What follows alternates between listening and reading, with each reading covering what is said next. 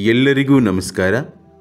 ಈ ವಿಡಿಯೋದಲ್ಲಿ ಮುರುಡೇಶ್ವರದಲ್ಲಿರುವ ಶಿವನ ದೇವಸ್ಥಾನವನ್ನು ನೋಡ್ಕೊಂಡು ಬರೋಣ. ಈ ಮುರುಡೇಶ್ವರವು ಉತ್ತರ ಕನ್ನಡ ಜಿಲ್ಲೆಯ ಭಟ್ಕಳ ತಾಲೂಕಿನಲ್ಲಿರೋದು. ಉತ್ತರ ಕನ್ನಡ ಜಿಲ್ಲೆಯ ಜಿಲ್ಲಾ ಕೇಂದ್ರವಾದ ಕಾರವಾರ ಪಟ್ಟಣವು ಸಮುದ್ರಯಾನ, ಮರಳಿನೊಂದಿಗೆ ಆಟವಾಡಲು ಮತ್ತು ಸೂರ್ಯೋದಯ ಮತ್ತು ಸೂರ್ಯಾಸ್ತಗಳ ವೀಕ್ಷಣೆಗೆ ಉತ್ತಮ ಜಾಗವಾಗಿದೆ. ಜಿಲ್ಲಾ ಕೇಂದ್ರ ಕಾರವಾರವು ಬೆಂಗಳೂರಿನಿಂದ 326 ಕಿಲೋಮೀಟರ್ ದೂರದಲ್ಲಿದೆ. ಕಾರವಾರದ ಸೌಂದರ್ಯವು ರವೀಂದ್ರನಾಥ್ ಟ್ಯಾಗೋರರಿಗೆ 3 ನಾಟಕ ಬರವಣಿಗೆಗೆ ಉತ್ತೇಜಿಸಿತು. ಉತ್ತರ ಕನ್ನಡ ಜಿಲ್ಲೆಯ ಪ್ರವಾಸಿ ಸ್ಥಳಗಳೆಂದರೆ ಗೋಕರ್ಣ, ಮುರುಡೇಶ್ವರ, ಸಿರಸಿ ಮಾರಿಕಾಂಬ ದೇವಸ್ಥಾನ, ಕಾರವಾರದ ಕಡಲ ಕಿನಾರೆ, ಅನಸಿ ರಾಷ್ಟ್ರೀಯ ಉದ್ಯಾನವನ, ದಾಂಡೇಲಿ ವನ್ಯಧಾಮ, ಮಾಗೋಡು ಜಲಪಾತ, ಲಾಲಗುಡಿ ಶಿವಗಂಗಾ ಜಲಪಾತ, ಉಂಚಳ್ಳಿ ಜಲಪಾತ, ಬನವಾಸಿ, ಹೀಗೆ ಅನೇಕ ಪ್ರೇಕ್ಷಣೀಯ ಸ್ಥಳಗಳನ್ನು ನಾವು ಈ ಜಿಲ್ಲೆಯಲ್ಲಿ ನೋಡ್ಬೋದು. ಮುರುಡೇಶ್ವರ ಕ್ಷೇತ್ರ ಆಸ್ತಿಕ ಭಕ್ತಾದಿಗಳಿಗೆ ಪುಣ್ಯಕ್ಷೇತ್ರವಾದರೆ ನಿಸರ್ಗ ಪ್ರಿಯರಿಗೆ ಪ್ರೇಕ್ಷಣೀಯ ಪ್ರವಾಸಿ ತಾಣವೂ ಹೌದು. ಸಾಗರದಲೆಗಳ ಬೆಳ್ನೊರೆಗಳ ಸಾಲು, ದಡವನ್ನು ಚುಂಬಿಸುವ ನೋಟ, ಕಣ್ಮನ ಸೆಳೆಯುವ ಪ್ರಕೃತಿ ಹಾಗೂ ಸೂರ್ಯಾಸ್ತದ ಕೆಂದನೆಯ ನೀರ ಓಕಳಿಯಾಟದ ದೃಶ್ಯ ಮನಮೋಹಕವಾದುದು. ದೇವಾಲಯದ ಅತಿಥಿ ಗೃಹ ಹಾಗೂ ಆಶೀರ್ವಾದ ಹವಾನಿಯಂತ್ರಿತ ಹೋಟೆಲ್ ಮತ್ತು ಭಟ್ಕಳದಲ್ಲಿ ಹೋಟೆಲ್ಗಳು ವಾಸ್ತವ್ಯಕ್ಕೆ ಲಭ್ಯ. ವರ್ಷವಿಡೀ ಪ್ರವಾಸ ಯೋಗ್ಯ ತಾಣ.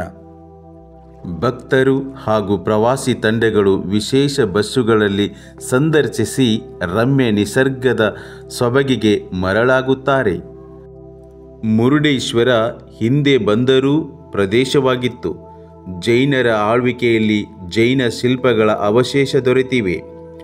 ರಾವಣನು ಈಶ್ವರನನ್ನು ತಪಸ್ಸಿನಿಂದ ಪ್ರಸನ್ನಗೊಳಿಸಿ ಆತ್ಮಲಿಂಗ ಪಡೆದು ಕೈಲಾಸದಿಂದ ಪಶ್ಚಿಮ ಕರಾವಳಿಯಲ್ಲಿ ಸಾಗುತ್ತಿರಲು ಗಣಪತಿಯು ಶಿವನ ಆತ್ಮಲಿಂಗ ಧರೆಪಾಲಾಗುವಂತೆ ಸಂಚು ಹೂಡಿದ ಹಿನ್ನೆಲೆಯಲ್ಲಿ ಶಿವಲಿಂಗದ ತುಣುಕು ಮುರುಡಾಗಿರುವುದರಿಂದ ರಾವಣ ಅದನ್ನು ಮುರುಡೇಶ್ವರ ಎಂದು ಕರೆದಿರುವುದರಿಂದ ಮುಂದೆ ಅದೇ ಹೆಸರು ಪ್ರಖ್ಯಾತವಾಗಿ ಮುರುಡೇಶ್ವರವಾಯಿತು.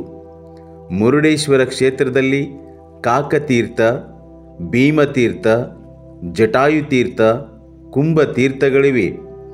ಜಲಖಂಡಿಗೆ ಹಾಗೂ ಮುರುಡೇಶ್ವರ ಪೇಟೆಯ ಮಧ್ಯೆ ವಿಶಾಲ ಪುಷ್ಕರಣಿ ಇದೆ. ಬಹು ಪುರಾತನ ಮುರುಡೇಶ್ವರ ದೇಗುಲವನ್ನು ಈಗ ಸಂಪೂರ್ಣವಾಗಿ ನವೀಕರಿಸಿ ಜೀರ್ಣೋದ್ಧಾರಗೊಳಿಸಲಾಗಿದೆ. ಶ್ರೀ ಕ್ಷೇತ್ರದ ಪೌರಾಣಿಕ ಹಿನ್ನೆಲೆಯಲ್ಲಿ ಗೋಪುರದ ಕೆತ್ತನೆಗಳನ್ನು ಕೆತ್ತಿಸಲಾಗಿದೆ. ಮಧುರೆಯ ಶಿಲ್ಪಾಕೃತಿಗಳನ್ನು ಹೋಲುವ ನಯನ ಮನೋಹರ ಶಿಲ್ಪ ಸೌಂದರ್ಯದ ದೇಗುಲ ಪ್ರಾಯಶಃ ಪಶ್ಚಿಮ ಕರಾವಳಿಯಲ್ಲಿ ಮತ್ತೊಂದಿಲ್ಲ. ಕಡಲ ದಂಡೆಯ ಕಂದುಗಿರಿ ಎಂಬ ಪುಟ್ಟ ಬೆಟ್ಟದ ಮೇಲಿರುವ ಶಿವಾಲಯ 3 ವಾಸ್ತುಶೈಲಿಗಳನ್ನು ಒಳಗೊಂಡಿದೆ. ಇಲ್ಲಿರುವ ಶಿಲ್ಪಗಳು ಕದಂಬ ಹಾಗೂ ಚಾಲುಕ್ಯ ಶೈಲಿಯಲ್ಲಿದ್ದರೆ ಆಲಯ ದ್ರಾವಿಡ ಶೈಲಿಯಲ್ಲಿ ನಿರ್ಮಾಣವಾಗಿದೆ. ಮುರುಡೇಶ್ವರ ಬೆಂಗಳೂರಿನಿಂದ 520 ಕಿಲೋಮೀಟರ್, ಮಂಗಳೂರಿನಿಂದ 160 ಕಿಲೋಮೀಟರ್ ಹಾಗೂ ಕೊಲ್ಲೂರಿನಿಂದ 53 ಕಿಲೋಮೀಟರ್, ಭಟ್ಕಳ ಪಟ್ಟಣದಿಂದ ಉತ್ತರಕ್ಕೆ ರಾಷ್ಟ್ರೀಯ ಹೆದ್ದಾರಿಯಲ್ಲಿ 15 ಕಿಲೋಮೀಟರ್ ದೂರದಲ್ಲಿದೆ.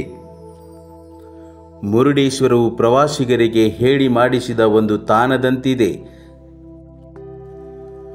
ಇದು ಮುರುಡೇಶ್ವರದಲ್ಲಿರುವ ಶಿವನ ಮೂರ್ತಿ, ಹಾಗೆ ಎದುರಿಗೆ ನಂದಿ ಇರೋದು. ನೀವೇನು ವೀಕ್ಷಣೆ ಮಾಡ್ತಾ ಇದ್ದೀರಲ್ಲ, ಇದು ಮುರುಡೇಶ್ವರ ಮೂರ್ತಿ, ಶಿವನ ಮೂರ್ತಿ. ಇಲ್ಲೇನು ಪ್ರವೇಶ ಮಾಡ್ತಾ ಇದೆಯಲ್ವ, ಇದು ರಾಮಾಯಣದಲ್ಲಿರುವ ಕೆಲವೊಂದಿಷ್ಟು ದೃಶ್ಯಗಳನ್ನು ಇಲ್ಲಿ ಮೂರ್ತಿ ರೂಪದಲ್ಲಿ ಮಾಡಿದ್ದಾರೆ. ಇದಕ್ಕೆ ಪ್ರತ್ಯೇಕವಾಗಿ ನಾವು ಟಿಕೆಟನ್ನು ತಗೊಳ್ಬೇಕಾಗತ್ತೆ. ಸೊ ಒಂದು ಗವಿಯ ರೂಪದಲ್ಲಿ ಒಳಗಡೆ ಹೋಗಿ ನಾವು ಒಂದು ರೌಂಡನ್ನು ಹಾಕ್ಕೊಂಡು ಬರ್ತೇವೆ. ಸೊ ಇದೆಲ್ಲ ಏನು ಅಂತಂದರೆ ಒಂದಿಷ್ಟು ಮಹಾಕಾವ್ಯಗಳಲ್ಲಿರುವ ದೃಶ್ಯಗಳನ್ನು ಇಲ್ಲಿ ಮಾಡಲಾಗಿದೆ. ನೀವೇನು ವೀಕ್ಷಣೆ ಮಾಡ್ತಾ ಇದ್ದೀರಲ್ಲ, ಇವೆಲ್ಲ ದೃಶ್ಯಗಳು ಮಹಾಕಾವ್ಯದಲ್ಲಿರುವ ಒಂದಿಷ್ಟು ದೃಶ್ಯಗಳನ್ನಿಲ್ಲಿ ತೆಗೆದುಕೊಂಡಿದ್ದಾರೆ. ಸೊ ನಾವು ಹೀಗೆ ಅದನ್ನು ವೀಕ್ಷಣೆ ಮಾಡ್ತಾ ಒಂದು ರೌಂಡನ್ನು ಹಾಕ್ಕೊಂಡು ಬರಬೇಕಾಗತ್ತೆ. ಇದಕ್ಕೆ ಪ್ರತ್ಯೇಕವಾಗಿ ನಾವು ಟಿಕೆಟನ್ನು ತಗೊಳ್ಬೇಕಾಗತ್ತೆ ಈ ಒಂದು ವೀಕ್ಷಣೆಯನ್ನು ಮಾಡಲಿಕ್ಕೆ. ಸೊ ಇಲ್ಲಿ ವಿವಿಧ ಮೂರ್ತಿಗಳನ್ನು ಮಾಡಿದ್ದಾರೆ. ಗಣಪತಿ ಮೂರ್ತಿ, ನಾರದ, ಶಿವನ ಮೂರ್ತಿ, ಹೀಗೆ ವಿವಿಧ ಮೂರ್ತಿಗಳನ್ನು ಇಲ್ಲಿ ಮಾಡಿದ್ದಾರೆ.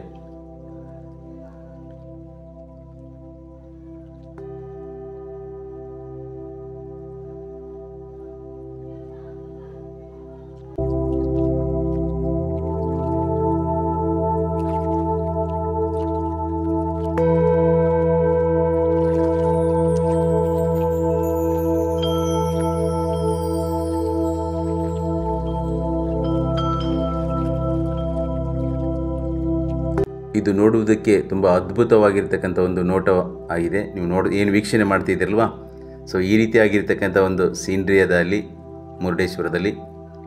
ತುಂಬ ಅದ್ಭುತವಾಗಿ ಕಾಣುತ್ತೆ ನೋಡಲಿಕ್ಕೆ. ಸುತ್ತು ಸಮುದ್ರ ಇರುತ್ತೆ, ಅರಬ್ಬಿ ಸಮುದ್ರ. ಸೊ ಸುಂದರವಾಗಿರ್ತಕ್ಕಂಥ ಒಂದು ತಾಣ ಇದು.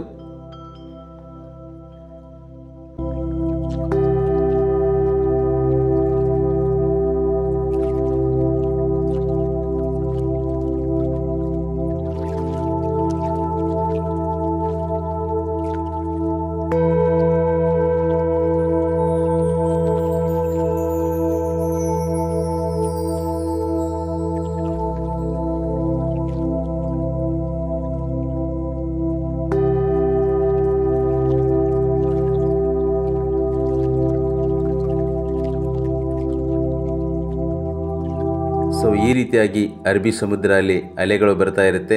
ಸೊ ನೋಡುಗರಿಗೆ ತುಂಬ ಚೆನ್ನಾಗಿರುತ್ತೆ. ಈ ಸಮುದ್ರದ ತೆರೆಗಳನ್ನು ನೀವು ವೀಕ್ಷಣೆ ಮಾಡ್ತಾ ಇರ್ಬೋದು. ಸಾಮಾನ್ಯವಾಗಿ ಇದು ನಮ್ಮ ಕರ್ನಾಟಕದಲ್ಲಿ ಉತ್ತರ ಕನ್ನಡ ಜಿಲ್ಲೆ, ಉಡುಪಿ ಜಿಲ್ಲೆ ಹಾಗೆ ದಕ್ಷಿಣ ಕನ್ನಡ ಜಿಲ್ಲೆ, ಈ 3 ಜಿಲ್ಲೆಗಳಿಗೆ ಮಾತ್ರ ಕರಾವಳಿ ತೀರ ಇರೋದು. ಕರ್ನಾಟಕದಲ್ಲಿ 31 ಜಿಲ್ಲೆಗಳಿದ್ದರೂ ಈ 3 ಜಿಲ್ಲೆಗಳಿಗೆ ಮಾತ್ರ ಸಮುದ್ರ ಇರೋದು. ಬೇರೆ ಯಾವುದೇ ಜಿಲ್ಲೆಯವರು ಸಮುದ್ರವನ್ನು ನೋಡಬೇಕು ಅಂದರೆ ಕರ್ನಾಟಕದಲ್ಲಿ ಅವರು ಉತ್ತರ ಕನ್ನಡ ಜಿಲ್ಲೆಗೆ ಅಂದರೆ ಕಾರವಾರ ಜಿಲ್ಲೆಗೆ ಬರಬೇಕು, ಹಾಗೆ ಉಡುಪಿ ಜಿಲ್ಲೆಗೆ ಬರಬೇಕು, ಹಾಗೆ ದಕ್ಷಿಣ ಕನ್ನಡ ಜಿಲ್ಲೆ ಅಂದರೆ ನಮ್ಮ ಮಂಗಳೂರು ಜಿಲ್ಲೆಗೆ ಬರಬೇಕಾಗುತ್ತೆ ಅವರು. ಸೊ ಈ ಒಂದು ಸಮುದ್ರ ತುಂಬ ನೋಡಲಿಕ್ಕೆ ಸುಂದರವಾಗಿರ್ತಕ್ಕಂಥದ್ದು. ಈ ವಿಡಿಯೋನ ಇಲ್ಲಿಗೆ ಮುಗಿಸ್ತಾ ಇದ್ದೇನೆ. ಮತ್ತೊಂದು ವಿಡಿಯೋದೊಂದಿಗೆ ಸಿಗೋಣ. ಅಲ್ಲಿವರೆಗೂ ಎಲ್ಲರಿಗೂ ನಮಸ್ಕಾರ.